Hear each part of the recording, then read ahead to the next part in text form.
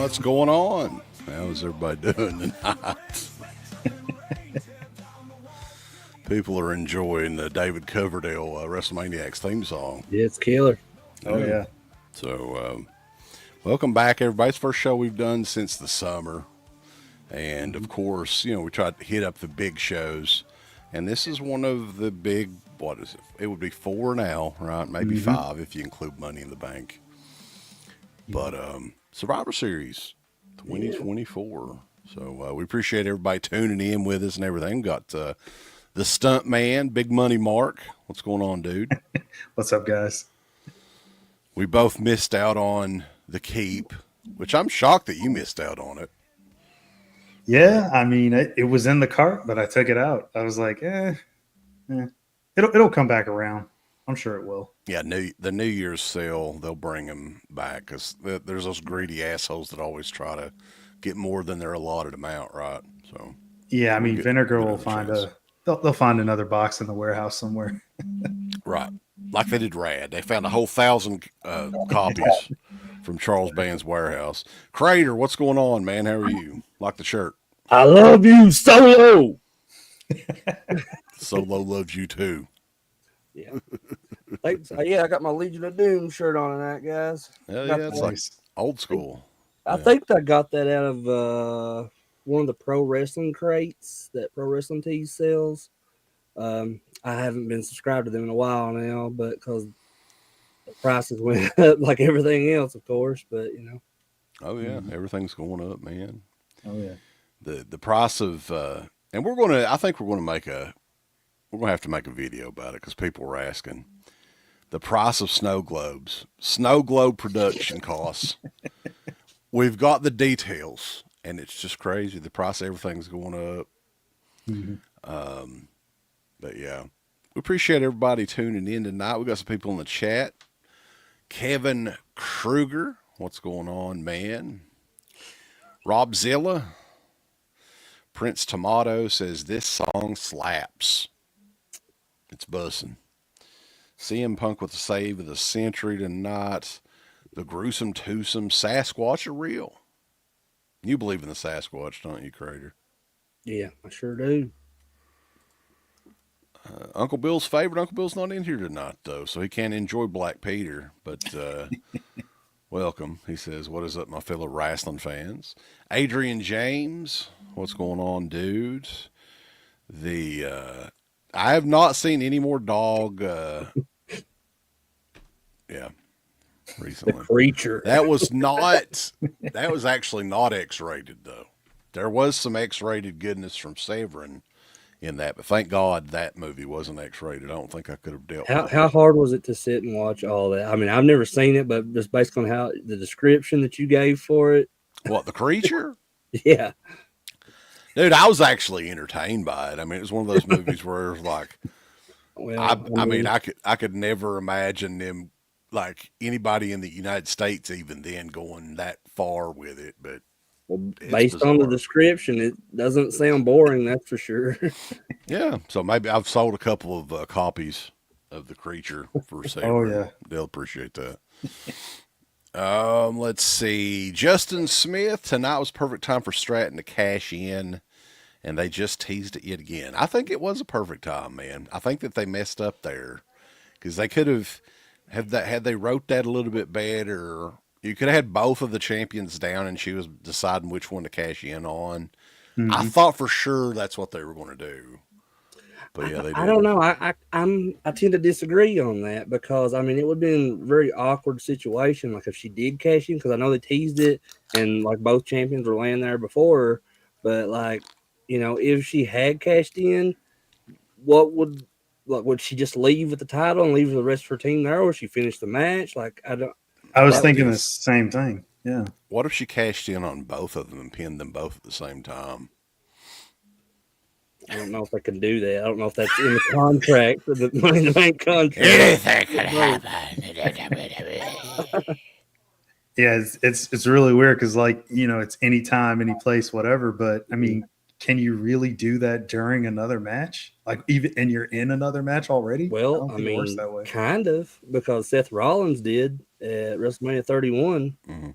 They turned it into a triple threat match, though. But what do you turn a War Games match into? Yeah, you don't. I mean, I just don't think that's why I think it was a good decision to not do it there, because it would be like everybody would be like, "What the fuck is going on?" You know, like how are they going to, go beyond this if she wins the title? So I don't know. I think that they're probably saving that for Royal Rumble. I'm thinking for her. Yeah. Kevin Porter, what's going on, man? How are you doing tonight? Gourd Guts is in the house. Hell yeah, Rambo, welcome again, sir. Big Money Mark, of course, always around. He's like the highwayman. Yeah.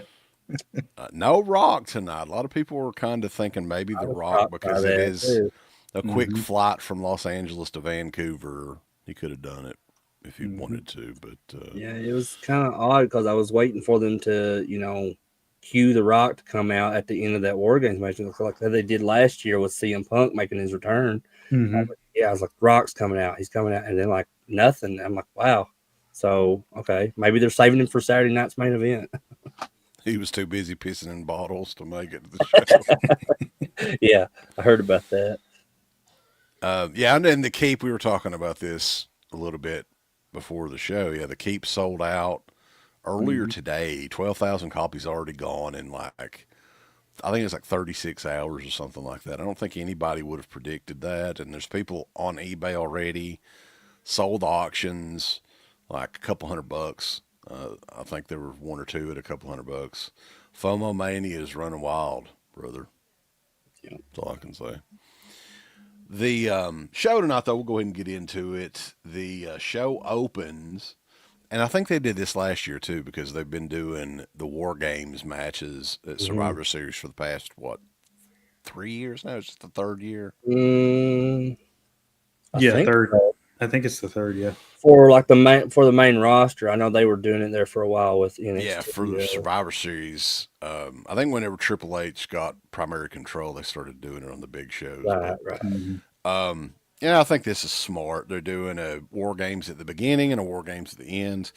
The women's War Game match was the beginning this year, and they all entered separately. They have their special little entrance or whatever, and all these entrances.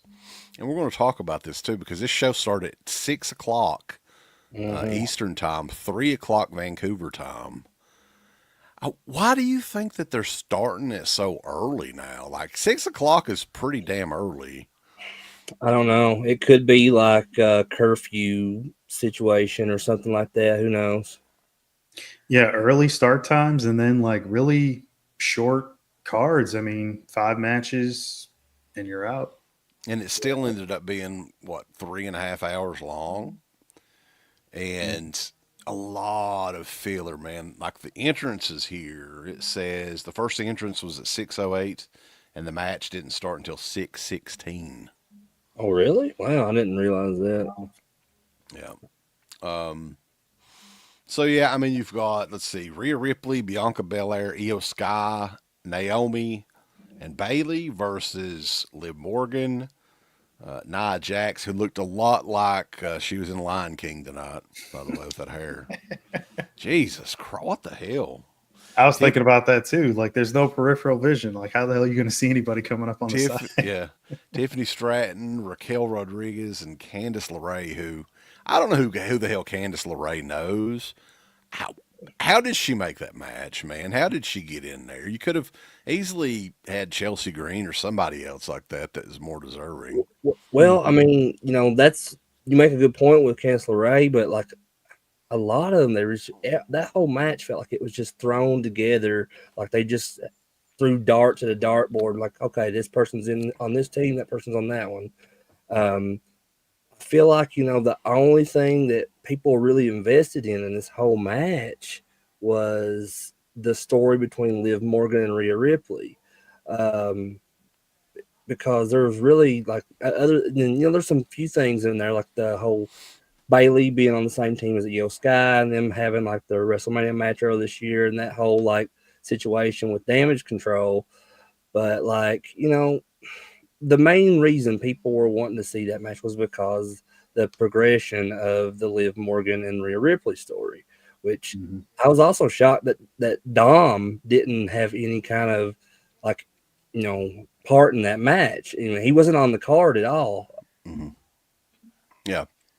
Somebody did mention here, though, and I'm not familiar. I've never been to Canada. So Justin Smith says Vancouver is known as a no fun city with dumb curfews. So it makes sense why it was early. Okay. So there we go. And yeah, they did note that this was the first pay per view that they had done in Vancouver since 1998. So that's crazy, man. That is nuts. But you're right though, Wes, like about Cancel Ray. Like she, some of the other ones that are on her team made sense that they were in the match, but for her, like I have no idea, like that why that she would choose her. Wasn't Naomi just like a fill-in for Jade? Because Jade was originally going to be in that match, right? Well, Bailey actually filled in for Jade. Bailey, okay. Because Naomi was already kind of like in backstage segments and stuff like that with Jade and Bianca. So, I mean, I guess that was kind of a given to put her in the match along with them. But I guess like Jade legit got hurt. So that's why they had to replace her. So I heard that might be a work. Like, yeah, it's part of an angle that they got going on for her comeback. And I'm assuming it'll be Rumble time, which it's very odd that the Rumble's in February this year. That's so weird to me. Weird. I mean, I'm just so used to the January slot. And is the Rumble 2 nights, or is this the last one night? Just one. I think it's one. Yeah, Okay. SummerSlam's 2 nights. Well, I think they had said that. I think Rumble in 2026 is 2 nights or something like that. Then maybe. So are they going to do one Rumble one night, and like a women's Rumble the first night, and men's Rumble the second, or something like that? Probably, yeah. I mean, WrestleMania, I could understand. Like, there's a lot of people that are on the roster. There's quite a few people that do have, like, they got mouths to feed. They need their big Mania paycheck. I kind of get that. But, like, SummerSlam, maybe. But, like, Rumble 2 nights, come on. Like, we don't know. I agree. I don't think it's necessary. I think it'll get to the point where all the big 4 pay-per-views will be 2-night events. Because they could do War Games the same way. I hope not. Yeah, I don't think they should, but I think you're right, Wes, about that because Triple H on these post-show press conferences, he always makes it a point to tell if they've broke records with the gate and how many people were in attendance and all that stuff, and that's just a TKO thing, I think. That's they're trying to implement that on everyone and be like, hey, be sure to let them know so that way we can do that more in the future. And it's the more money, the more successful they're going to be as a company. So I think that may be the route that they're going. I think you may be right about that. So getting into the women's War Games match here, and I know Rob Zilla was talking about. I hope that they do something different with Naomi because I don't think she's being used to her best potential there. The glow thing is overdone. That shit. That's just. They should. Whenever they brought her back, they should have gave her a different sort of gimmick at that point. I mean, I think that she's pretty good for what she's hot. Got a unique look for sure. But yeah, the glow thing I've never been super into. So hopefully, yeah, she's got a heel run or something coming. We can hope. But this match overall, though, what did you guys think? It was 38 minutes and 11 seconds here. Should have been shorter. I know matches take time to like get going, depending on the type of match that it is. But like, man, it just something about the opening, like the first half of it, it didn't have any steam. I mean, you could hear a pin drop in the audience. There was nobody. The crowd was pretty dead for it. Yeah, like, and I guess because all the high spots came up later, like people were excited. But do you think like it okay, and I mean maybe they look at it as, hey, we can do both, but you could do like one War Games match, the pay-per-view, and whatever the better story is, that's the War Games match. So for instance, the War Games match could be a headlining main event for women in the main event if it makes sense, if the story's there, right? Not just to what they did here, essentially just throw it together because hey, you've got this feud with Rhea Ripley and Liv Morgan, and they're just kind of piggybacking off of that, and there's really no other reason for these other women to be. Yeah. Yeah. I hate to take the Jim Cornette approach here, but I don't think women should have a War Games match. It's going to be a controversial take. Same with Hell in a Cell and a lot of the other ones. I just something about like when they go for those spots and like just something about it just doesn't work all the time. I'm not saying all of them are the same. They're not all just, another body. People like Rhea Ripley and other female wrestlers, like there's only a handful. Maybe I could count them even on one hand. They feel like once in a lifetime type female wrestlers. And maybe they can do that stuff, but like not like we were talking about Candice LeRae. I mean, like, come on, man. Like just seeing her stick a chair, it's like, where's the impact? Like, yeah, and she didn't really do anything notable in the entire match. So I mean, there was kind of times where I wasn't paying a lot of attention to the match anyway, because like I said, I wasn't really invested in it because a lot of it just didn't make sense of what the teams that they put together. But from what I did pay attention to it, like I just seen Candice LeRae laying around a lot, not really putting any kind of input into the match. But it was just, I don't know, it was something else, man. Because like some of these people that they got as their champions right now, like Nia Jax is their women's the women's champion on SmackDown. So. And she's beautiful awful. locks of hair too. I hate to say that because I like to see the good in every wrestler and find things I like about all of them, but I just can't get into her, man, because like she's just terrible. And like somebody said in the comments talking about the worst chair shots ever in that woman's match, and it was like she was like barely hitting them, like they were terrible.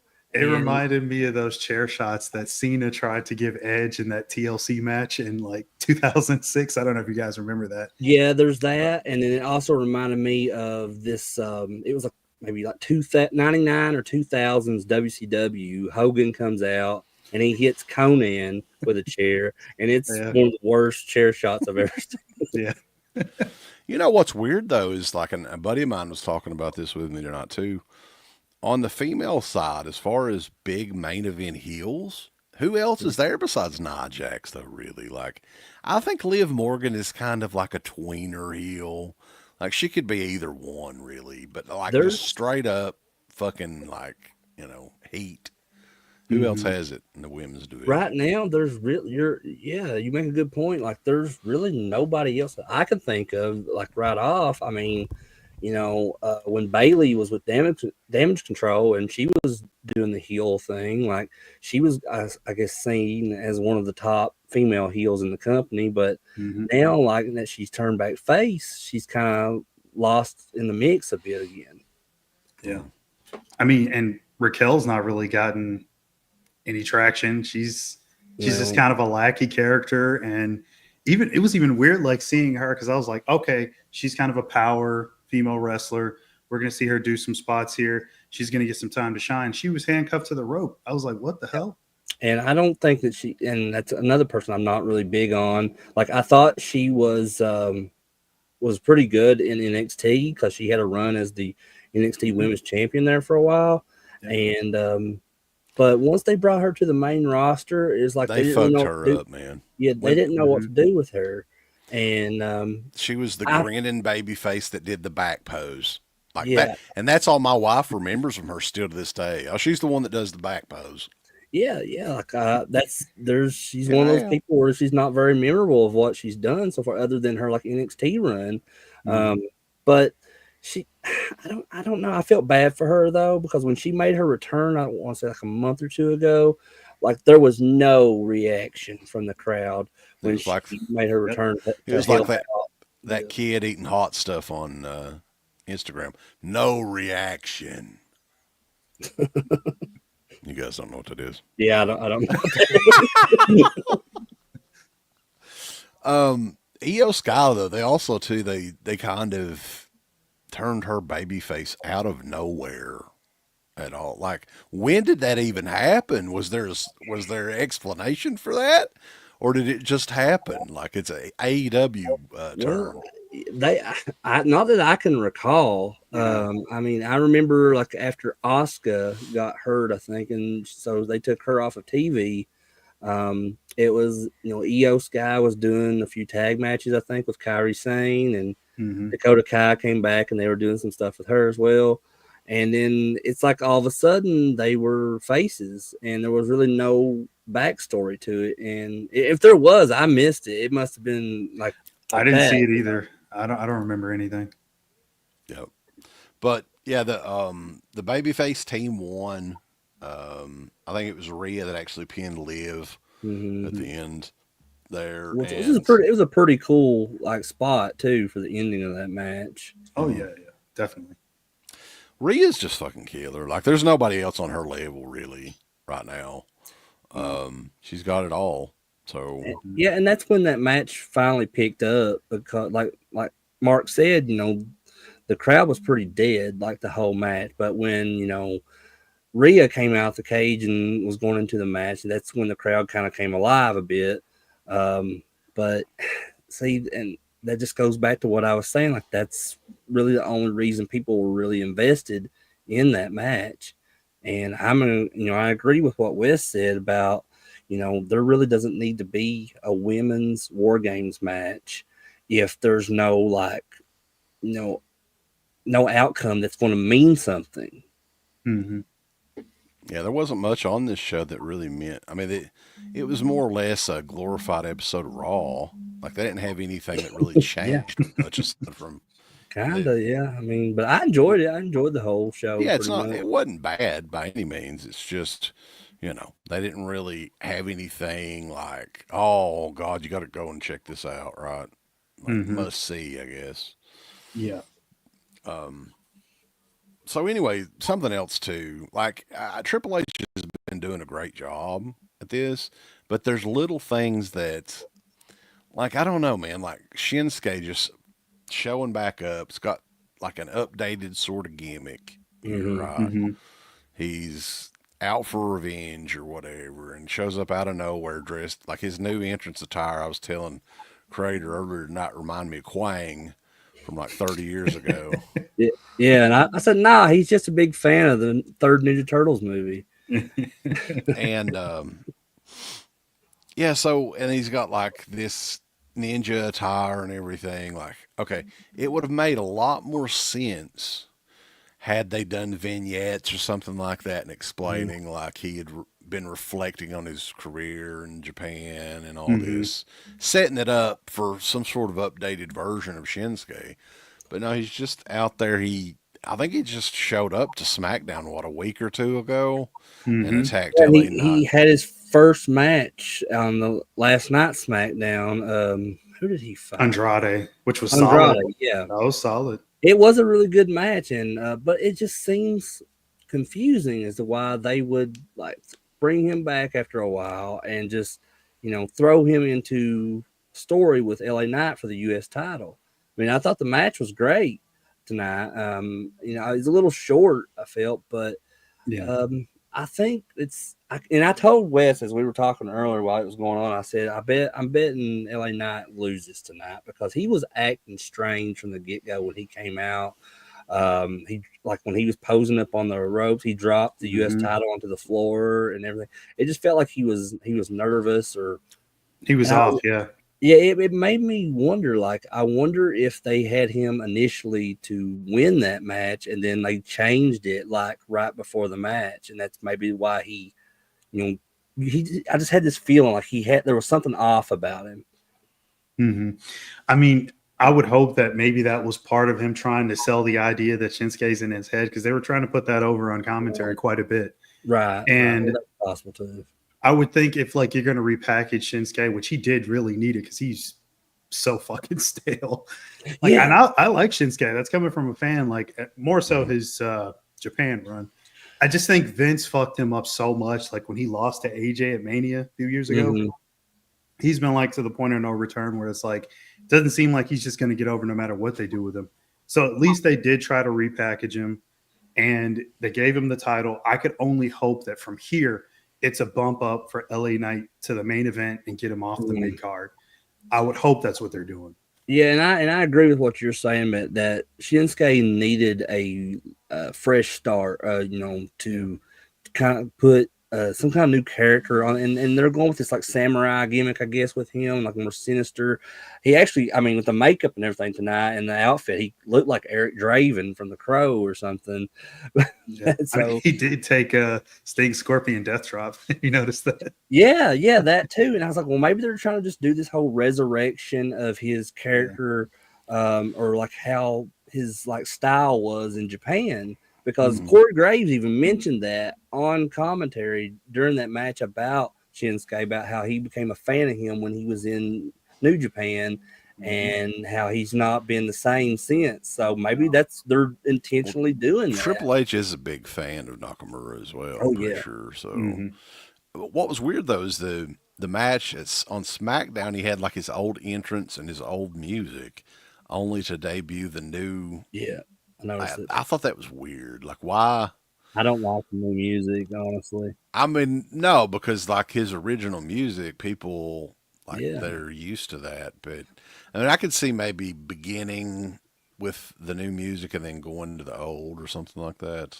Well, Yeah. it might be one of those things where that could be the only time they used it. It might not have got over in the back, or he may not like it or something. It definitely didn't get over. No, the crowd They've was done pretty that. quiet. Yeah, they've done that a lot in the past, where like guys they'll try out like new music for them. Like originally Randy Orton was supposed to use "This Fire Burns" by Killswitch Engage, the music that CM Punk used when he came into ECW in 2006. But they was like, no, that doesn't work for Randy Orton at all. So they changed it back. Randy Orton had to have the "Hey." That was, I fucking hated that music so much. Remember when they spliced it with Rated RKO? Oh, it was my like God. He just switched it back and forth between Ed's song. Yeah, I hate when they do that. It's awful. All right. So, yeah, that was what, 9 minutes, 43 seconds. Shinsuke defeated LA Knight. LA Knight's kind of stale at this point, though. What would you like? I think that they missed the opportunity with him initially. So that hurt him quite a bit. And then they gave him this U.S. title run, which is kind of, I don't know. It seems like to me like the fans are still kind of behind him, but like it's not, the thorn is off the rose. Is that the word? Yeah, that's why I was thinking like maybe he loses tonight and they catapult him to main event. Like it's now or never. You got to do it now. It might be too late, but we'll see. I don't know, man. Like, because that was, I think, the plan when they gave him the U.S. title and he didn't really do anything while as a U.S. champion. I mean, I hate to say this, but Logan Paul did more for the U.S. title than LA Knight did. That's crazy, right? I mean, just to think about that, that's crazy. Yeah. All right, so there's only 5 matches on the card tonight. We're already up to match number 3. Triple threat match, Braun Breaker versus Sheamus versus Ludwig Kaiser for the Intercontinental Championship. They've been doing a great job building Braun Breaker up. I don't think anybody expected him to lose this match at all. I mean, Sheamus has never had the Intercontinental title, but they've been kind of hyping that. But that it's coming though. He's eventually going to get it because he's gotten every other title in the company. He's been the King of the Ring. He's been a Royal Rumble winner. Like the only thing left for him is the Intercontinental Championship. But before we talk about that match, I wanted to mention something. I wanted to see if you guys noticed this because I think it was either before this match or maybe before the U.S. title match. They were doing this like advertisement spot for True Classic T-shirts with Otis and the Alpha Academy people. What did you guys think about that? I think Maxine Dupree got a new set of tits. Well, yeah, That's the one thing I noticed. more You than asked me. likely. Yeah, But it looked just like that it. whole, because Otis, he just walks out after they give him the shirt, he puts it on, he walks out in the hallway, and he doesn't have any pants on. He got like his bottom blurred out and everything. I'm like, oh, so it must be like maybe they're going in a risque like direction where they're going to Netflix or something. That's what I immediately thought. I was like, well, maybe this is like a prelude to see like how the fans would react to something like that. That totally felt like an Attitude Era type That's of segment. hilarious, though. I loved it. Yeah. Yeah, I mean, it's fun to do. Everybody likes Otis. I mean, it Mhm. is what it is. And Maxine, that's the first thing I thought of. I was like, oh, they look a little bit bigger than the mosquito bumps that she had before. She had slightly less makeup on, which was at least kind of nice to see for a change. But yeah, Braun Breaker, like, I honestly think within the next year, maybe 2 years, he'll be the world champion there. I think, like, Yeah, I they're agree. pushing the hell out of Probably. him. They're preparing him. Yeah. Ludwig Kaiser, what do you guys think of him? Because they're trying to push him as a solo guy, singles guy. I He don't looks. think. I don't care for him, man. He's like a cruiserweight or something. Yeah, he's too small for sure. Yeah, especially compared to Braun Breaker and Sheamus. I mean, it's like this guy does not fit in with these. Like if that match was like Drew McIntyre, Sheamus, and Braun Breaker, then I could see it being more of like a level playing field. But it just, I don't know, Ludwig Kaiser, and I don't see him being like a mid card champion either. He is an oddly like very slender physique, and it looks like his tights are like two sizes too small. So Mhm. I've never seen any other wrestler with like I don't know like, and he's dating Tiffany Stratton, which Yeah, is surprising. that's the only thing he's got going for him, really. Yeah. I mean, I think he's a good asshole. Like his character is good. He plays a good asshole and That's what I everything. was gonna say. His character work is fantastic. Like he's got that down to a T, and I think a few other guys on the roster could take a few lessons from what he's doing, especially mic work, his confidence, the way he walks. He's got so many like little things. He's got all the character stuff down perfect. Do you think But he would maybe work better if he was like a manager sort for they kind of started him that with Gunther. Well, yeah, yeah, because he always did the introductions for Gunter hmm and all that. and he's great at that. I love that stuff. Yeah, I Just mean, he just needs the right. I think if he gets the right angle, like the right person to work with, you know how things line up for certain guys who just don't reach that next plateau. Like if he gets all those things in a row and everything starts, he could get on a roll and have a decent run. I wouldn't mind seeing him with the IC title later on down the line or something like that. But I just I don't. can't see it, man. I can't see him. I Like, totally could strutting out there with the arms behind his back and the title around his waist. I could see it, but I think he needs to get a lot more like good programs under his belt because they haven't really given him much. I mean, he's on Raw like maybe every other week. Like he's not consistently booked. He's only involved in like Gunther like segments every now and again. So I don't know. if one you thing know, should happen is that he should always be a heel. They should never Oh turn yeah, him definitely. face. oh I yeah, agree. you Because couldn't. there's so many guys in history of WWE really that have gotten themselves over as a heel, and then when they turn them face, like Sheamus, for example, I just don't think Sheamus works good as a face. I think and Kevin Owens, like I don't think he works good as a face. I think he's Yeah. better off as a heel. Miz as well. I mean, even though Miz has worked as a face, Yeah, not so much when he did the Ric Flair It's not run. believable. Yeah, it's not as not But yeah, believable as interesting as face. it is. As a exactly. heel. And That's like not what to I was. mention Del I've been Rio. trying to. Let's This not forget isn't about right. his face run. Oh yeah, It's horrible. or any run of any sort. When he first got there, he wasn't bad. I liked Del Rio in the beginning. He was fine. He's like, what is he wrestling in? Like high school gyms in Mexico City or whatever. It's so now? sad. Beating Yeah. women, probably. Yeah. Oh God. Um. Yeah. So, anyway, this match here. How long was it? 14 minutes 25 seconds. Not a bad match. Braun Breaker, I like very it. solid.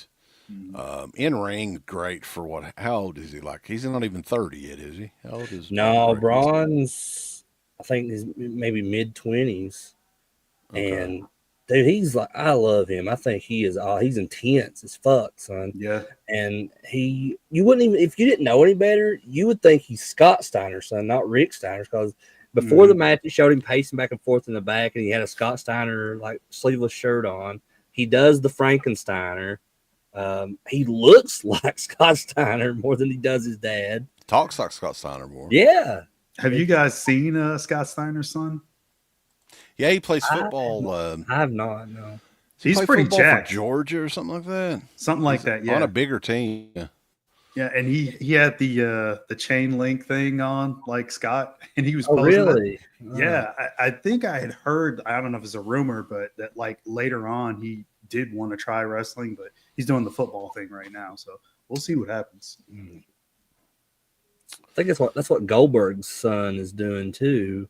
Is like he's in football, but I think he's looking to try to get into wrestling. That'd be cool. I'd be interested to see what he could do. So, continuing on, match 4 of the night, which is again 4 of 5. Seems like it was a shorter show, but the matches, especially the War Games matches, were kind of long. Gunther versus Damian Priest. Now they kind of hopped this one up a bit. Kind of, Damian Priest rematch from, was it SummerSlam? How long ago was that? Yeah. What do you guys think of this one? Gunther's just a badass heel. Doesn't really, he's just doesn't like to cheat or anything, but beats the shit out of you. Kind of an old school heel, I think. Yeah. So I love this match. I mean, I think that they're kind of teasing Gunther as becoming like a tweener or maybe just full on face at some point, because I'm a big fan of him because he's just like an old school guy, man, and he's tough as shit. So like this match between him and Damian Priest, which is their match at SummerSlam, was pretty good, but I felt like this one was a little bit better, and I'm hoping to see maybe a part 3 to this feud, because if you watch the ending of that match, which I hated that they did the same fucking shit they did at SummerSlam with Finn Balor, but you can see like how the way Gunther reacts in Finn Balor, interfering in that he wanted to beat Damian Priest on his own, and so we're definitely going to see those guys go at it again at some point, possibly where they're trying to maybe like turn Gunther into like a tweener or a face. Maybe have Gunther come out and interrupt Finn Balor and get in his face or something like that. I see him and Priest maybe like team, not like permanently, but like a one-time thing where they tag team against the Judgment Day. So who knows? But yeah, I love the match that they had.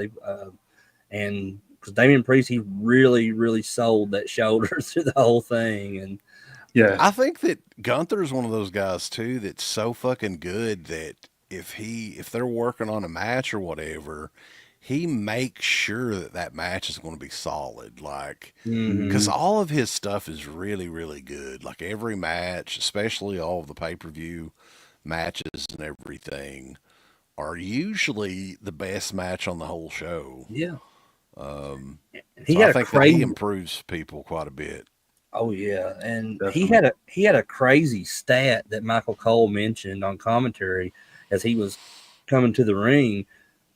He said that 78% of the time that Gunther has been in the WWE, whether it be just the main roster or NXT or the WWE UK that was short lived, he has been a champion 78% of the time that he's been in the company. And I was like, wow, I can't really think of anybody else that has that kind of stat, No. Yeah, Triple H is definitely protecting his investment with Gunther. I can totally see that. I mean, I would say even on the main roster, I mean, he's only been pinned like maybe 2 to 3 times. I know Cody pinned him and then Sammy. So 2 pins? That's it. That's pretty crazy. But what do you think, Cody or Seth Rollins, neither one, they weren't on this show tonight? What do you think the reason is for that? I wasn't sure to begin with, but I was thinking, so the next PLE or pay-per-view, whatever you want to call it these days, is not till February, I think, with Royal Rumble. So, but they're doing a December show and the Saturday night's main event. But I can't understand is why they wouldn't put them on Survivor Series, though, especially Kevin Owens, because he's from Canada. Where was KO? I was like, there's no Kevin Owens. Like, I fully expected him to come out and interfere in the match because he had a problem with everybody in it. So there was a lot of guys that like Cody Rhodes, Kevin Owens, because that's one of the main stories right now in the company. But then, you know, they've been doing this stuff for the past couple of months with the White Six and Miz and the Judgment Day. Why couldn't they at least throw that on Survivor Series as one like a traditional Survivor Series match? You could have even done like a contract signing for the Saturday night's main event to have them out there. Yeah, there's a lot of things they could have done. Because that's definitely because, you know, even though there's two world champions in the company, there's a world champion on Raw and there's the undisputed WWE champion Cody Rhodes. That's still like, to me, that's the main title of the company, is the one that Cody has. And, I agree. And one of their biggest shows of the year, one of the big four Survivor Series, you need to have your top champion on that show. So I don't know. I don't get that at all. Where's is Drew McIntyre hurt? Where's he at? He's on vacation, probably. They said he's he's supposed to be like selling the whole bad blood thing, but it's also for like personal family reasons. Yeah, he's got stuff going on. So yeah. Because that's why they've been doing all these tapings here lately, because they're allowing the talent to go and spend more time during the holidays and stuff with their families, and that's pretty cool. But also, I think it maybe throws them off track a little bit because, you know, this is something they've been used to doing, especially several of them who've been in it for like, you know, 10, 20 years. You know, that's just how the business always was. It's like, you know, it was really not many breaks in between, and you were traveling probably around like 50 weeks out of the year. And just especially the holidays. The holiday, like Thanksgiving and Christmas and stuff, that was the biggest days. Even I can remember when I was younger, like Smoky Mountain Wrestling always had a Thanksgiving night show, always. And this was like on a very low level, you know, especially compared to today. But yeah, back in the day, like, didn't Starrcade, wasn't it originally on Thanksgiving night and all that? I think so, yeah. Yeah. The ones like in the 80s with the NWA, when they did like Night of the Skywalkers with the Legion of Doom and the Midnight Express. Yeah, legendary stuff. Also, though, we did mention this a little bit earlier. Grim Graves is asking how we felt about the show going on earlier than normal, which it's normally, 8 o'clock, and it started at 6. And somebody mentioned that there may be curfews or something in Vancouver. I don't know. But a little bit too early. I think 7 is not as bad, but 6 is pretty early for the show on a Saturday, especially. Yeah, it is, especially in just like with everything seems so short, because the show was over before 10 o'clock. And yeah, I noticed that. It was I'm kind just of weird. not used to that. Me neither. These shows. Yeah, it's kind of weird. I don't really like it. I would rather the show start at 8 or whatever. Because Saturdays, a lot of people are doing other things, and maybe, you know, I mean, that's a little bit early to get started, I think. But as far as Damian Priest goes, like I'm really enjoying these matches with him and Gunther, but I don't really think that he needs the world title right now.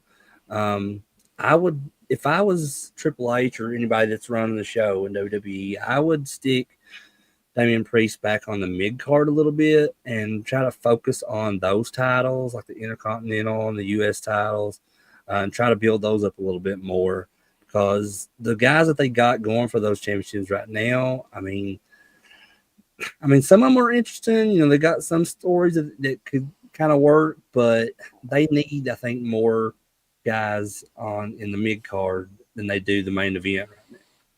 Oh man, that just made me think. You mentioned U.S. and IC title. What do you guys think about the women getting U.S. and IC title? Like, I mean, where is that going to fit in the show now? it's just if there's too many belts, and then like it loses the importance of what it really should be. I mean, that's just kind of the thing for like the secondary title for the men's, but the women's, like, I don't think they need it because that's always going to create an issue when it comes to these like Raw or SmackDown or the PLEs, to where somebody, they can't have all the champions defend on all these shows. Exactly. So if they have too many belts, because AEW does that same shit, they have like 20 different belts now. Yeah. And but some of them, like, they've had to get rid of, like they just got rid of the FTW title because it was useless. It was just a fucking belt that Taz made in ECW. Exactly. I don't know why they ever brought it in. It was like it was a gimmick thing that they brought in, right? Just out of nowhere, because Taz still had it in his closet, and it lasted for years and years and years. Shout out, though, to Jackson Jack, Ronnie Millsap reference there. Respect there, sir. But it leads us to the main event, right? And there was some weird stuff that went on prior to this, like the whole thing with Seth Rollins possibly being the partner, and then out of nowhere, it's CM Punk. Something else had to happen there that we didn't know about. Like, what do you guys think? It was out of nowhere for me, because I thought for sure once Bronson Reed was on the New Bloodlines team, which, speaking of, he should stay with them because he just fits with those guys. I mean, I know him and Jacob Fatu, they have a history anyway in MLW from the past. But yeah, it was because Bronson was feuding with Seth.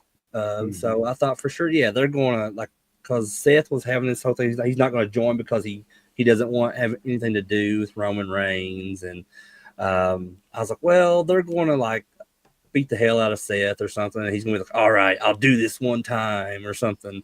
But but when they brought Punk in, I was like, really? What the fuck? So that was out of left field. Yeah. It's just weird. I guess maybe to change it up a little bit, maybe throw a curveball, and they obviously have plans with, the whole Paul Heyman thing, him being the Paul Heyman guy as well. The Punk's going to get the favor back, what do you guys think the whole favor thing could be? I mean, Roman's not the champion anymore, so like what? I was going to ask the same thing, like what you guys thought, but I don't know, man. I'm thinking, well, I think maybe Roman will, because Cody, I love Cody, man. Don't get me wrong. Like, he's one of my favorites in the company right now. And he's just an overall really good dude. But I don't think their plan is working out as great as they thought it would be with Cody as their champion. Because look, he's not even on fucking Survivor Series. And it's being headlined by Roman Reigns. And I think for too long, that belt's going to go back to Roman. I would hope not. I mean, and I'm thinking that's what Punk's favor is going to be, is he can get a shot at Roman Reigns for the title. Could be. They can always leave that in his back pocket for a while and can go back to it at any time. That's true, yeah. So we'll see. But what do you guys think of this one here? Kind of bloodline versus bloodline match. Roman Reigns, Sami Zayn, Jimmy and Jey Uso, and CM Punk versus Solo. I love you, Solo. Jacob Fatu, Tonga Loa, and Bronson Reed. I think they should call Tonga Loa. They should go back to Camacho. They should just brought him back as Camacho. Man, he sucks. I'm sorry. He fucking sucks. I mean, I don't know why they brought him back. I mean, I get it because they brought Tama Tonga back and they were the Gorillas of Destiny over in Japan. But listen, I watched them when they were Gorillas of Destiny in Japan, and he fucking sucked in Japan too. So I Did don't you like him when it. he was Camacho and he rode the bike to the ring and stuff? With Hunico or whatever the guy's name was? Yeah. I was not That's a fan what everybody knows him as. Because Hunico was also Sin Cara, and I hated that fucking shit. Fucking Vince and his The stereotypes, man. We're gonna have him ride a bicycle. He's gonna have a Well, I mean, it's not any worse than the not LWO, but the Mexicools that rode the lawnmowers out to the away ring. with that now. They couldn't do that. I'm actually rewatching. They could do it then. Actually, I'm actually rewatching all of like the Raws and SmackDowns and pay-per-views from 2005 right now on Peacock, and I just got to where the Mexicools have arrived, and so I'm like, holy shit, I forgot about this. Was that the same time when they did Kerwin White? Yes, they just started doing that stuff too, and but that all changes, unfortunately, because Eddie's dying right before Survivor Series in 2000. So that, and I think after Eddie died, they changed him back to Chavo. Right. Jacob Fatu, though, I don't think we've really talked about him very much on this show. I think everybody's very impressed with him. Yeah, he's awesome. And at some point in time, you're going to have to do something to break him away. And I think you would even, like, if I were to do it, I would turn all the other guys' face, and he is the most sadistic, evil one of them all. Yeah, and like, how do you do that? Would he turn on the Rock or something like that, or I don't know. I don't know how. I think if he does turn, it's going to be on Solo, because there's been little like teases here and there on episodes of SmackDown and stuff where like Solo's kind of like bossing him around and all this shit. So I feel like if he does turn, it's going to be on Solo, and something about, because somebody actually said it in the comments, like, did Jacob Fatu legit hurt his knee? I don't think so. Because if you think about it, the same shit happened at SummerSlam with him. Mm-hmm. Yeah, I remember that. I legit thought he was hurt there, but and he wore a boot, I think, on his foot for like a couple weeks. But after that, I think he may have like sprained something or something there, maybe, because they didn't really talk about. I thought that was weird. They didn't really talk about it very much, but yeah. Tonight he was for sure selling something. I don't think he was. I don't know. I mean, it's possible that he did legit, but he finished the match. So, and he did fucking amazing in that match. I mean, he was hitting a lot of those like springboard moonsaults flawlessly. And I was like, dude, like, why did they wait so long to get this guy? Because this is really like what they needed, like a year ago or 2 years ago with this bloodline story. Mm-hmm. Mm-hmm. Yeah, I mean, he works great as that whole unhinged Samoan character. I mean, I love the occasional no sell, and then he pops up and he does this little movement, like it almost reminds me of Boogeyman a little bit. But yeah, he's great. I mean, I think if they do turn him, or not him, but Solo, like that whole thing could potentially be really big for him. Hopefully, they just keep him the way they have him right now, like let him play out the whole unhinged thing. Just the sky's the limit for him. Yeah, like if they do anything to like make him in any way softer than what he is, or make him look weak at any time, I think it'll hurt him. Just keep that mystique. It's hard to come in with something like that. He came in like that, and they could run with that, and he could be really, really big, I think. Well, I want to know, when are they coming out with a new T-shirt for him that says "I love you, Solo"? Because I'll be there day one to buy that. That'd be killer. What do you think when he finally turns on him? He says, "I hate you, Solo." Yeah, that's what's got to happen. Yeah. Mm-hmm. I don't love you, Solo. But yeah, I mean, the other guys, Tongaloa and Tama Tonga, like they're just glorified jabronis, really, at this point. Right now, yeah, in WWE, they are. I mean, I've always thought Tongaloa. I wouldn't be shocked if they kind of like kicked them out and replaced them with, like, because Jacob Fatu has a brother. I think his name is Journey or whatever. There's one. That's who you're talking about. But Rikishi's got a son too, called Zilla Fatu. Yeah, there's a real tall one too. There's like 7 foot tall. Is that the one that they signed? They did sign. Yeah. Okay. He's got like long hair. He's kind of tall. His name starts with an L. Like I was going to say low key, but it's not low key because that's another guy. Letitia Fatu. It's something like I can't pronounce it. the Somebody was telling me about. I think Journey is his Jacob's brother, and it looks almost Oh, yeah. exactly like him, but he's bald.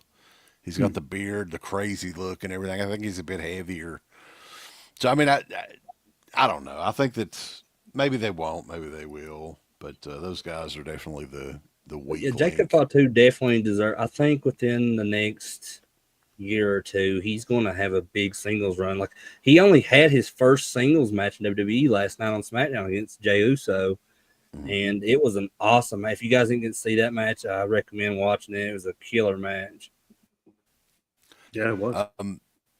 So in this match, they're setting up a dissension with Roman Reigns and CM Punk, Mhm. um, and it kind of resolved itself at the end. But Crater was watching the press conference thing, Yeah. and that you were saying that CM Punk was acting kind of off, Well, yeah, and that they brought the Usos and Sami Zayn out there, and they were already started like doing conducting the interview or whatever, the people in the crowd from like the media and stuff. They asked them questions, and then in the middle of like the first question, it was Sami Zayn.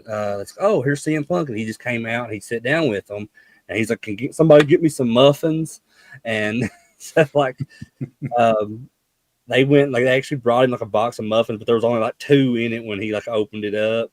And but so Sami Zayn, he ended up like finishing his question and everything. And then the next guy that stood up and asked a question also asked a question to Sami Zayn about like how saying that he talked to Paul Heyman and said that Paul put over Sammy pretty much is like the guy who brought out all of these other members of the bloodlines, like characters like Jay and Jimmy, and kind of brought, gave them more charisma than what they already had.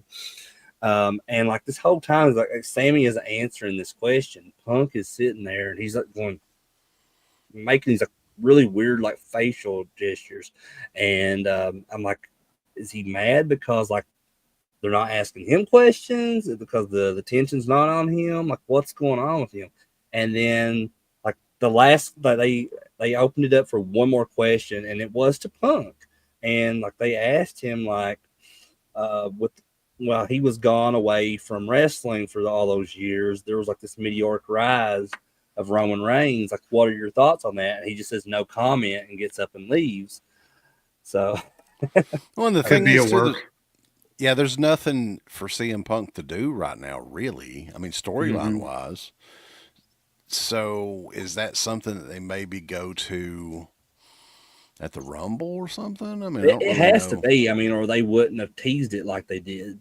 Yeah, I think that last question was on purpose, probably just to set up the match. It's got to be. Yeah, that's all I'm thinking. Is it has to be because I mean, the Triple H did make that comment. I can't remember how long ago, but it was during like one of those post-show press conferences that everything that is shown to you on TV happens for a reason Hmm. under this new, I guess, regime or era that he's creating. So, yeah, guess we'll see.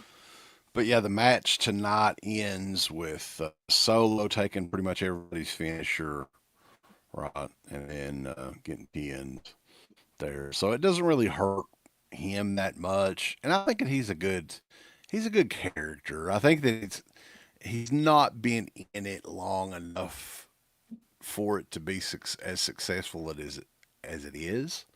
In my Hmm. opinion, like he's only been on the main roster for what 2 years or Mm-hmm. maybe that long. I don't know. And yeah, still very young and everything. So Hmm. they've gave him a lot to do for somebody that's only been in the business that long. So I think he's done pretty good with it. Well, I think if you're part of that whole Samoan family, like you're solid. You're like you're going to have Hmm. you're going to have it made pretty much in WWE. Uh, and that's why I want to go back to Bronson Reed too because I think he's like half Samoan, but he's from Australia. I'm pretty sure.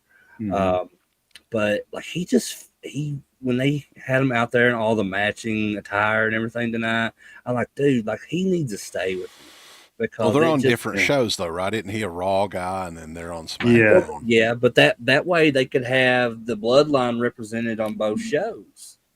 And because that's the story that everybody cares about right now. I mean, there's some people that are saying like, "Well, I'm sick of the bloodline. I'm tired of seeing that shit. They need to get over it." But it's fucking selling seats left and right. And I mean, Roman Reigns, all that stuff is what's putting their butts in seats, as Tony Schiavone would say. But we can't talk about this match and not mention that fucking spot at the top of the cage with Bronson Reed. I mean, that was insane. That was great. Yeah, that was great. I mean, he had literally like half a second to like move him. What we were talking about though, that would have been even better. Like, could you imagine? Maybe someday they'll do something like this, where they gimmick the ring up and he goes through the ring. And that's the end. You don't see anything else of him the whole night. Fucking ring. He's under the ring. Yeah. Like there's a big hole in the ring. Yeah. That'd be I awesome. can see that. Because they did that like several years ago in a Hell in a Cell match between Undertaker and Edge, where he like chokeslammed him off a ladder through the ring, and then like Undertaker did like the pose like this, and like flame shot up through the hole in the ring. Yeah. I think with that though, like the aim is a big thing. Like the hole would have to be so big because like it'd be very dangerous if they didn't figure it out. It's like one of those spots like Brock Lesnar and Big Show did years ago, where they on SmackDown, where they did the suplex off the top rope and the whole ring just breaks down. I feel like they have to hit like a certain spot in order for that to happen. Yeah. You don't really see, like, I think ECW did it where, what was it, Bam Bam and Taz, where they like that was suplexed each other. Yeah, that like was there hasn't. I think it's kind of dangerous to do stuff like that, so maybe that's why they haven't done it. Well, but that would ECW did a lot of dangerous shit. So I don't think they care. They didn't care. I think especially with New Jack. That's where they got the idea, right? Wasn't it? Was it Terry Taylor or whatever? Like he said he was like out scouting for like going to ECW shows and like trying to get ideas and stuff. Then he took that back to Vince, and then they had the whole Kane Undertaker chokeslam thing like through the ring or whatever. Yeah, like a lot of stuff was taken from ECW, especially the whole Attitude Era in general. Like well, the color scheme of the Attitude Era was ECW, right? ECW was the whole catalyst for that. Yeah. And you look at the stuff that they done, like they did that spot, we were talking about Taz and Bam Bam, and then even the crucifixion of Sandman, like they did that with Stone Cold and Undertaker and all that stuff. I saw a Sandman Elite figure at. Yeah, it's badass too. I want it. Yeah, it was. Where did I see that at? I think it was in Macy's or whatever. They have like a little mini Toys R Us in Macy's now, and and I was like, "What the fuck? It's a Sandman figure!" Wow. Yeah, I want. Cool. Yeah, because he signed a Legends deal with them. I want to say like a year ago, because they put out like this ECW pack for the 2K24 video game. Like has Sandman, and I think the Dudleys are in it, and a few other people. I think Terry Funk as well. Yeah, Terry Funk. Yeah. But I'm not going to question it. Like any publicity for ECW, any kind of new merchandise to come out for ECW, I'm all for it. Hell yeah, me too. Yeah, very cool. I just wish like if they were to do it though, they would actually just make it an ECW line. You know what I'm saying? Like elite ECW figures, whereas these are essentially like the WWE figures, and I think it may have had like a little ECW logo on it or something like that. And go all the way with it. Yeah, I don't know how much credibility this holds, but I had seen something online that I read that they're wanting to bring ECW back in place of NXT. Have you guys heard anything about that? I have not. That'd be insane. I mean, how the hell would you do that? I mean, of course, without the Vince McMahon, rule of the fist, like him ruin it like he did with the relaunch. Do you put Paul Heyman in back? I don't even know if he'd still be interested to run it again. I don't know. From what I understood, like I said, I don't know if there's any credibility to this at all. But I mean, if that were me and that was the decision, I would put Paul Heyman in charge again. I mean, he at least has more money that he could pay his wrestlers, because he doesn't even have to pay them. He just has to do a job. maybe launching another brand as like a farm league or something like that, and having them book the same places that ECW ran, and maybe have it based up in that area. But an established brand like NXT, which is already on national television, I can't see them fooling with that. Like that's kind of their main farm league. So yeah, the ECW name, I'm surprised that they don't try to use it or WCW any more than what they do. The WCW name they've never tried to revive for any reason really, so that's kind of surprising there too, because that was their main competition for over a decade there. Justin, I got a comment on your comment. You said I read just bring ECW One Night Stand back. I have to disagree, man, because like the whole idea behind the ECW One Night Stand was bringing all those old school original ECW guys, and those guys are just like broken down and old and stuff. Now they can't put that shit on anymore like Yeah, they it's used been over to. 20 years, No. so what can you do at this point with those guys? Yeah. I mean, I love those shows, even the 2006 one, which wasn't as great as the '05 one, but I still Yeah. enjoy it. The energy from those crowds is like, that's like impossible to try to recreate like now. I mean, like you said, those guys are so old. I mean, hell, that I'd love to see New Jack come back, but he's no longer with us, unfortunately. Yeah. So, I mean, it'd be cool, but it's too late, Yeah, the 2005, the original ECW one, that's my favorite pay-per-view of all time. And the entrance with Sandman coming out through the Metallica's Inner Sandman Yeah, is that the shocked best. everybody, I think. Yeah, it's the best Like, fucking entrance I've ever seen. I love it, Oh, yeah. and like I get chills still when I watch it. we were talking about figures, though. I did want to showcase these because these are like, I think I got the Dusty Rhodes one and showed it on the Is stream. it the big rubber guys one? It is. You motherfucker! But this is the Road Warriors. Oh shit! That is killer. Yeah, I I got So like you both got of them. oh damn! Okay. Did you see the new ones? The pre-orders for the classic red and The black LOD one. model. Yeah. Yeah. But like, yeah, I mean, this is the NWA era. Yeah, that's the NWA ones look. with the Yeah. Road Warriors. The shoulder pads and everything.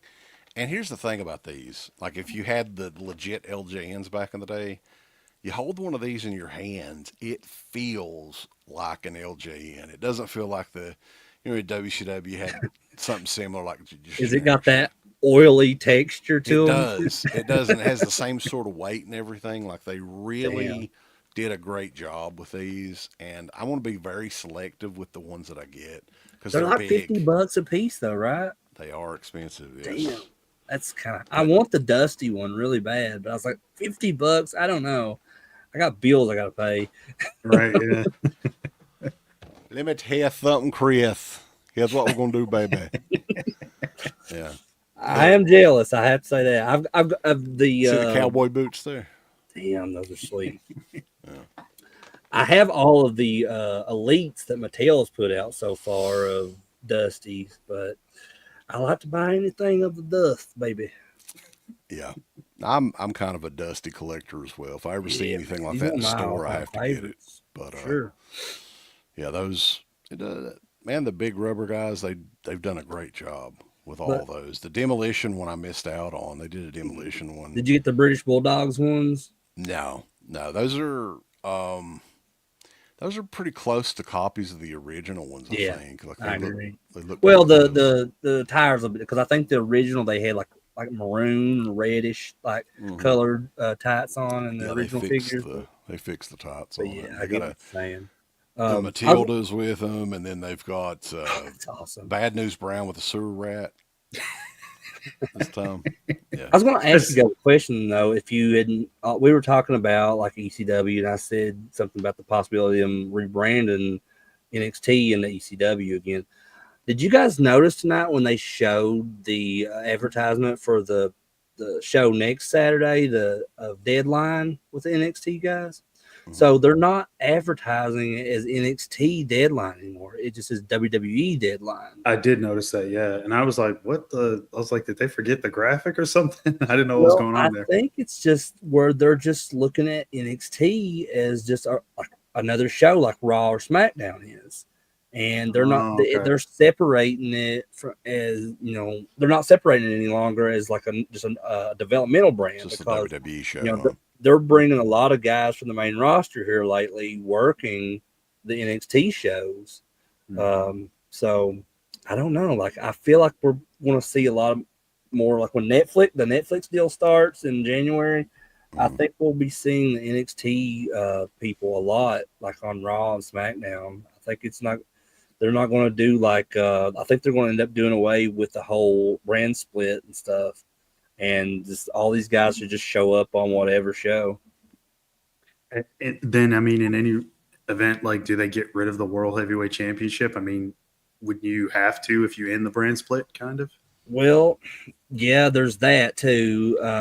But I don't know, man, because like we were talking earlier about the introduction to the Intercontinental and the U.S. title for the women's. Like, I don't, if they're bringing more belts into this, I don't think they're going to get rid of anything. Play with it, all the titty, baby. Right, baby. He can squeeze a little bit, get some of that stain juice all over you, baby. Slipping up that tab, if you will. But yeah, guys, I guess that is it. The next big show coming up now, Elimination Chamber. Is that the next one up, or are they doing? No, next one will be Royal Rumble. Okay, so Royal Rumble in February, and then Elimination Chamber in February as well. Yeah. Chamber is in March. Oh yeah, that's right. Oh, okay. Because they do Manias in April now. I keep forgetting that. But yeah, the Royal Rumble is February the 1st in Indianapolis, and we were actually, when they went on sale, we were trying to get tickets to go. It was like, because I'd already went ahead and booked a room in Indianapolis. I was like, because I'm going to get tickets. I'm going to get tickets for Rumble. I've never been to one. But dude, like the ticket prices on these, like just the cheapest ones, I think were like almost $400 a seat. And I'm like, fuck that. I can't pay that. I'm sorry. I had heard they had raised ticket prices quite a bit. I mean, just in lieu of like all the business that's been going on, like the resurgence of popularity, and they're not doing comp tickets for the wrestlers as much as they used to anymore. Well, so like, it's a TKO thing. Like, yeah, I knew this was going to happen. Like, as soon as like TKO took over with WWE, because they do the same shit with UFC, and I was like, oh no, I'm never going to get to go to another WWE event as long as I live, because this is fucking wild. Well, they're doing fewer and fewer house shows too, right? How many house shows are they doing now? They're doing less house shows. Like you were talking about the pre-tapings. They're doing that more. Yeah, I mean, they're like cutting expenses as much as they can, and so that they can maximize profitability. But I mean, like, hell, you're already at like 1.7 or 1.8 billion. Like, how much more fucking money do you guys need? Jesus Christ. And other than the Netflix deals starting in January, one of the biggest things that's intrigued me for 2025 in WWE is John Cena's return and how that's going to unfold, because supposedly, according to him, he's going to be working the entire year next year. And he was going to be officially retired on December 31st, 2025. So how do you guys see that playing out as far as like, what do you think? Do you have any matches in mind, or any, like what his last WrestleMania match would be or anything? Hopefully not another title run. I just don't think he needs it. His legacy's already cemented. I mean, he's fucking John Cena, like, I don't think he needs that. As far as who he faces, he'll probably have a few. I don't think he does either. I don't think he needs it, but I think it's going to happen. I think it's going to happen. Not again. I think because he's tied right now with Flair. Well, according to WWE's like title run. Exactly. Yeah, but I think Cena's going to surpass that. I think they're going to give him one last title run. Although the truth is, Flair won way more championships than 16. I heard. Well, according to Flair, because I watched this interview, and he said that the number is actually 21. Right. But there's certain like the titles that WCW, like in the early 90s, they had this WCW International World Heavyweight Championship, and apparently WWE does not count those reigns as like Cannon or whatever. It was the big belt though, still, right? It was the big gold belt. That was the Well, Intercontinental or no, the that International. it was at first, but then they made a new title because it was the one that like Sting held it in WCW, Rick Rude held it there in the early '90s. Like Vader had it because they just put a new Ultimate Edition of Vader out that comes with that belt. At one point in time, we need to do uh, a retro wrestling night for the which one was it? It was Great American Bash '91 where they had like some generic Southern title as the World Championship. This is when Flair took it to WWF. Yeah, Damn, that was a rough year for WCW. yeah, that was a 1991. dark time for WCW in my opinion. So, all right, guys, we appreciate everybody tuning in and everything. And Crater, you got anything coming up? You're starting a channel. Is it ever? I am. I'm glad you asked that because I'm actually doing something. Well, I'm going to attempt to do it starting on January 1st. I'm going to be starting my new YouTube channel. It's just going to be called Crater Mania. I had this other title I wanted to go with. Me and you were talking about it, Wes, like Crater Time or something. And I was going to have like the Vader theme to do like the intros and stuff. But no, I'm going to be starting that like on January 1st. I'm going to be doing it like all year. Like it's going to be a lot of work, but I've never sit down and watched at least 500 movies in a year. So I'm going to be trying that. Wow. I am trying that. And I'll be doing videos talking about them all and stuff. And I've already kind of got them all picked out of what I want to watch. And All 500? I'm fucking crazy, man. I'm insane. I've got them scheduled for the dates I want and everything. So like, and I'll just like throw example out there, like for around Easter, I've got like Critters 2 and my buddy Jeremy Moorhead, he put out, which he's a fan of Dead Pit, by the way. I don't know if you know who he is, but he yeah, I know. But he put out that documentary, or he was part of the documentary, the Fredhead documentary. Epic Film Guys podcast, right? Yeah, he's part of the Epic Film Guys podcast. He put out a slasher movie called Easter Sunday several years ago, so I'm going to be watching that. I've never watched it before, and I told him that I would watch it, when I start the channel up and everything. So he's like, oh God, he goes, please go easy on me. So I don't know what to expect because of that, but yeah, I'm excited, and I hope maybe you can put some people. If nobody watches, that's cool too. Like I'm really like, I decided to do this because I just want like people, I guess this like family members and stuff to know like what I really, because that's something I don't really talk about. You'd think I would, like with my son or my wife, but I don't really like talk about a lot of stuff that I really do enjoy. So a lot of this stuff is going to be new to them too, and it'll just always be like on record for like future Prater generations or something, I guess. There you go. You got to do some wrestling content. Tell me you're going to do that. I will. I've got a few wrestling movies like that I'm going to be doing. I've already got like Legendary. No Holds Barred, and what's that one movie that Roddy Knucklehead with Big Show? Do you know the movie I'm talking about? I think was it called Body Slam? Body Slam, yeah. Roddy Piper has the dude from A-Teens in it. Mm-hmm. Yeah, so I'm excited. Jacob Fatu's dad's in it. Yeah, he is. I mean, there's a lot of fucking guys in it. But yeah, I've put this shit off for far too long. I've been wanting to do this like for forever, and now I've finally got the means to do it. So cool. Very awesome. So that's starting in January. I'm going to hold you to that. Got it here. And no, Jackson Jack, I'm not going to shave before the premiere of Crater Station. Mark, where you don't want to fucking see me without a beard again. Trust me.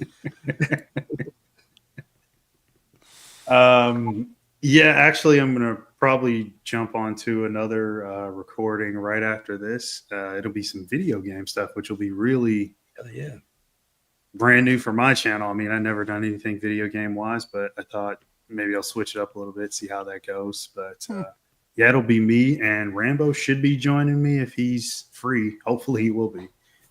But yeah, I love when Rambo does the video game stuff, man. Because like I love seeing him play those old PS1 games and shit. It's He's awesome. hardcore into the video. Like with me, there was a break off point with video games. Probably, like I was hardcore into it up to the Super Nintendo, and then the generation after that, I bought and I played, but I wasn't super into, and then I just fell off of it. So I could do. Yeah, if somebody's wanting to do like Bubsy or something on Sega, we could play that, or Clay Fighter or Mortal Kombat or something. But anything, I had a They just PlayStation, the PlayStation 1, and there was one killer wrestling game on the PlayStation 1 that with Legends of wasn't. Wrestling or PlayStation 1. not in your house. That was No, it not wasn't a good. That was terrible. WWF or a WCW game. It was like Was it some Fire sort Pro of. Wrestling? It might have been it. Yeah, it was like That was a good one. yeah, it was like almost like a Japanese wrestling game or something, but it was here in the United States. It was probably Fire Yeah. Pro. Yeah, because they Yeah, it was made good. one for the PlayStation 2 called Fire Pro Wrestling Returns, and that's one of the best fucking wrestling games I've ever played. I remember. They got an update. I forget what I think it's called Fire Pro Wrestling World. It's on like PS4. Yeah, there's a lot of custom shit on there, man. That's one of my favorite things about wrestling games is like all the custom creations and stuff that people can upload now. It's really awesome. Oh yeah. But I was going to mention to you, Mark, like if you and Rambo were doing like video game, you guys should do Dino Crisis sometime because they just added that to the PlayStation Store, like the original PS1. And I'm actually going to probably get it here soon once I get paid again. But because I've not played that game in years, but I remember it being really awesome. The only thing is that he's gonna be like doing, I guess you could call it commentary. I'm gonna be playing. He's gonna be, yeah. So and I only play on PC nowadays. So you can just download everything then. Yeah, basically, unless it's like cross-play game, then I don't know if me and him could actually play something together. But maybe that's a good idea, though. I mean, I didn't even think about that. We could try. Yeah, All right, guys. Yeah, but everyone directly after this is going to be on Stuntman Mark's channel and Rambo Raft's channel. Yeah, How should you doing be. it? Yeah. Okay, so go and check it out and raid that stream as well. I think it's what it's called. That's what the hipsters call it, or the young folk. I don't even know what but we appreciate everybody joining in and everything. And yeah, we will definitely be back for the Royal Rumble. Maybe we can talk Uncle Bill into joining us, and Garrett. I think Garrett didn't even start watching this until it was about over because he didn't realize. Yeah, I was wondering where he was tonight. Yeah. He didn't realize it started so early, so he didn't really have time to watch it and do the show. So, but yeah, maybe we shouldn't wait that long to do another. Maybe we should do one for Saturday night's main event too, if you have the time. If I'm here, yeah, I mean we'll see. Or Garrett can do it with you guys. Could do like a short thing on it or something. That'd be fun. Yeah, I mean I enjoy these, especially like me and Uncle Bill's talking about Survivor Series '97, going back there and revisiting some of these shows I hadn't seen in many years. So yeah, for sure. I mean, I'm always for it if I'm around. But all right, guys, everybody have a good one, and we will catch you guys next time, whenever that is. And I love you, Solo. I'd like to tell people, thumbs up the video, Uncle Bill. Would you? Yes, thumbs it up with violence and fury, and just love everything about it. You hit the heart button, then you hit the ass button, then you hit the go fuck yourself button. Follow that up with the I don't give a shit button. There's all kinds of wonderful shirts over at shop.deadpit.com. Simply the best horror shirts. On TeePublic, there are others, but they all suck. You can get some Dead Pit Radio shirts. You can get Last South on the left. The Hills Have Eyes. Texas Chainsaw. Oh, wait, you can't say Texas Chainsaw. All kinds of shirts, folks. You're gonna love them. Shop.deadpit.com. Special thanks goes out to our supporters on Patreon. Do you know what kind of stuff you can get on Patreon, Uncle Bill, starting at only $1 a month? What's that? Access to every Dead Pit show since 2005. We got almost 200 fan commentaries that we've done over the decades. We have a literal jukebox full of songs and thousands of reviews. I don't even know how many shows are up on there now that we've done over the years. Hundreds of thousands. You need to figure this out now and subscribe to us on Patreon and YouTube and Instagram and help us to 1 million. The road to 1 million subscribers starts today. So deadpitonpatreon.com. Join today. Tiers start at only $1, but I'd recommend at least the $10 tier. You can do 50. The stock market's crashing around us, folks, but send